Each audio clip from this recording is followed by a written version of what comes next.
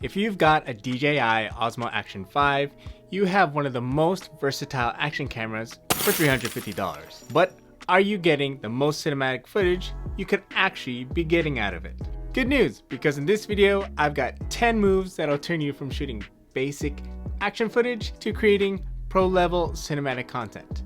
And not only will I show you each of them, but I'll even use them all to create a cinematic video by the end. I bought the Action 5 and have been testing it for the past few months, but it'll take you less than a day to get all these shots and cook up what we're creating today. I'm basing this cinematic video around the story of me going out to play tennis and then getting tired towards the end. Feel free to substitute tennis with whatever your interests or activities are, like food. So for our first shot, we have the fridge shot. Okay, this one's a bit unconventional, but hear me out. The Action 5's compact size means that you can get it into tight spaces for unique perspectives. Whether it's inside a fridge, a cabinet, or any small space at all, you're getting shots that bigger cameras simply can't achieve, at least without cutting a hole into them.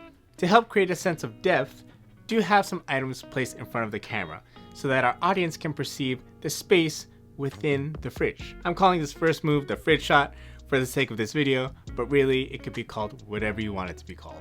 To help pull off this shot, I did use the Amaran 25C light to be magnetized to the top of the fridge or freezer so that it could light my face as I open up the fridge, because otherwise you wouldn't be able to see my face as the light from the fridge just isn't bright enough. And to have the exposure consistent, I did shoot in manual mode, but you can get similar results with auto mode if you're not comfortable with manual yet. If you really want to blow people's minds with a technique straight out of Hollywood, you gotta try this next shot, the POV object shot. Now this is where the Action 5 small size really pays off. You've probably seen a shot like this used in food commercials, like Coca-Cola, where the person's got like a soda can in their hand and the camera's locked off in the perspective of the soda can. Of course, we can substitute the soda can with anything else.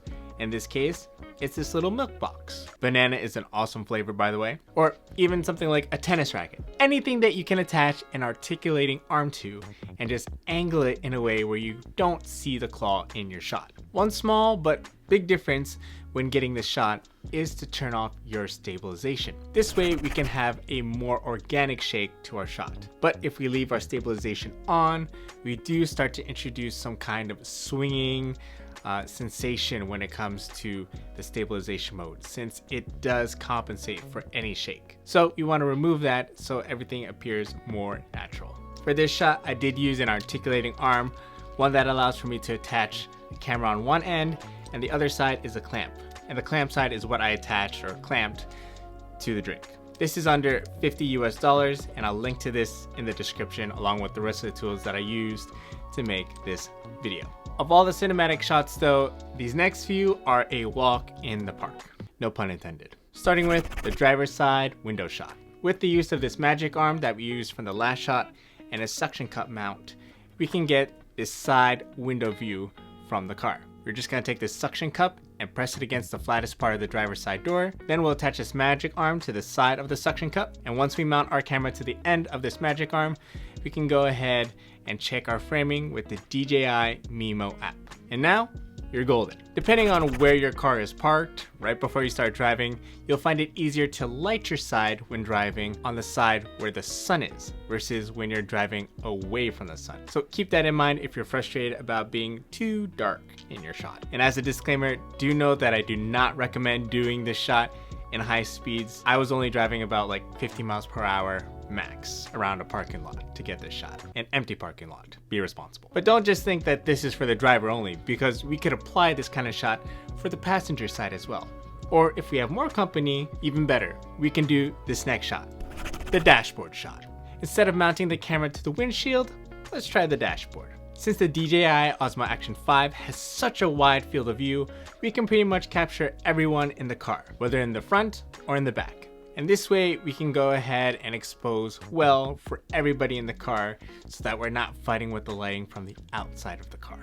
Now for this shot, I did already have an adhesive from Falcam with their proprietary F22 mounting accessory, but you could achieve the same shot using any Action camera adhesive mount. Now once we've mastered this shot, you need to keep in mind that we didn't just get an action camera to sit in the car all day. So for our next shot, we're gonna be a little bit more hands-on with the POV shot. For this shot, I did use a chest mount, or in this case, a necklace mount from PGY Tech. All I had to do was just mount it to my neck, face the camera forward, point down ever so slightly, and hit record. This is great if you're walking, cooking, or doing anything with your hands, at least if you want to keep your viewers engaged. Incorporating your hands in the shot will definitely help sell the POV effect. Now, if this isn't cinematic for you, then I recommend trying these next ones that'll really test your skills. Now, unless you want to spend $500 on a slider shot, we're gonna have to make do with what we got. So in order to do this,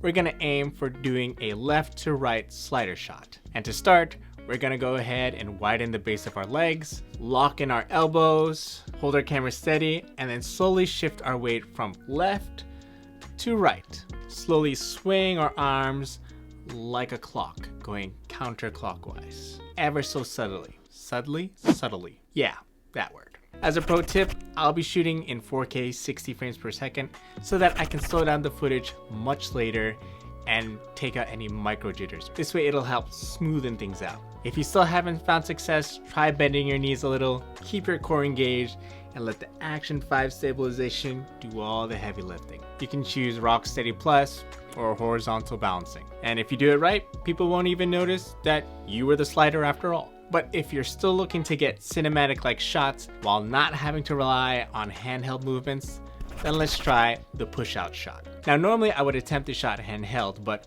if I was trying to make my footage more appealing and in a pinch, we could just use a static shot and then use what's called a keyframe and zoom in and zoom out digitally, giving the effect of having a push-in shot or a push-out shot. I use Final Cut Pro, so what I'll do is I'll take the footage of the static shot, throw it into the timeline, and then at the beginning of the clip that I want, zoom in, hit the keyframe button, that diamond icon on the side. Then at the end of the clip, I'll zoom out and hit the keyframe again so that we have this kind of look. Now we have a shot that'll help communicate a sense of bigger picture of us playing tennis. Now for a push-in shot, we could do everything but in reverse. So as I'm leaving the court, I could start with the shot zoomed out, and as I'm leaving the court, I will zoom in. So we'll have our shot in the timeline, we'll keep our playhead at the beginning of the clip, hit the keyframe, set our playhead to the end of the clip, zoom in, and then hit keyframe. And this is what we get. I did have to move the playhead a little bit more over, and that way I could see what the shot actually looks like at the end. Now before I left the courts, I did get a couple more interesting shots. So for shot number 8, we got the low angle hero shot. To incorporate some more variety in our static shots, I added this angle. Since I'm a tall individual and this camera is so wide, I took the magic arm and propped it up or clamped it onto the post. Once I successfully mounted it, I put my camera on top and pointed it up at myself. This way I give myself this kind of hero look, or at least in this sense, giving a larger than life kind of feel. I ended up doing this so that I could bring attention to the drink in my hand and just the feeling of being refreshed. You could also achieve the same look with a tripod, but I didn't bring one, and this was just more travel friendly for me. And just when you think you couldn't get any more cinematic with this articulating arm, you still got the top down shot. For this shot, I decided to take this same setup of the magic arm or the articulating arm and the camera and mount it to the pole right on top of the gate that we passed by earlier. This way I was able to point the camera down, and although it was difficult for me to see the shot, I did have to use the Mimo app again to visualize it better and to decide whether or not to refilm the shot or not. Normally I don't use camera apps, but it was actually more helpful than I thought it would be. And as much as I like the top-down shot, I kind of wish that I mounted the setup to the gate itself. Oh well, it's part of the process, right? But this isn't the last shot, because our finale is set with the Snorri cam shot. Normally for a Snorri cam, people would mount something like a big rigged up setup, or alternatively use a tripod and mount it to themselves. They do this so that they have 3 points of contact for better stabilization. It's kind of like a POV object shot, but you are the object. and the camera is pointed to yourself. But since we don't have that kind of setup, we can modify it by simply using a selfie stick with the camera mounted at the end.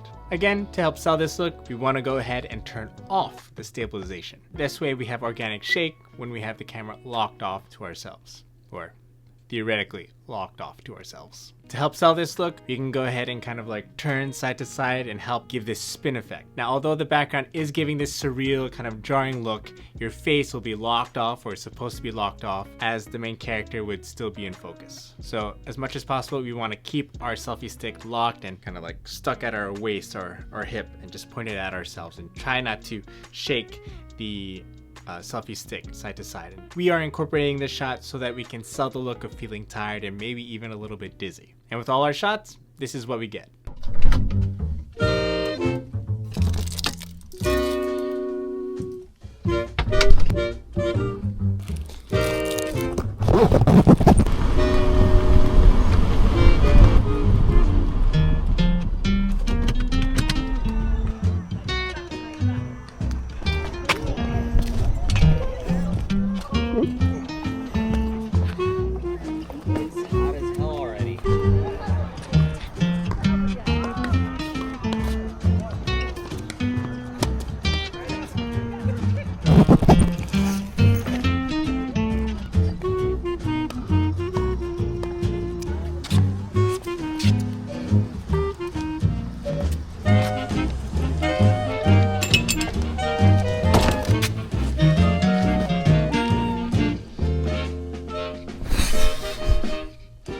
So there you have it, 10 cinematic moves that'll completely transform the way that you use your action camera. Now, if you want to see what other accessories that you could possibly use to make your videos other than just the articulating arm, go ahead and check out the accessories that I use with this DJI camera right over here.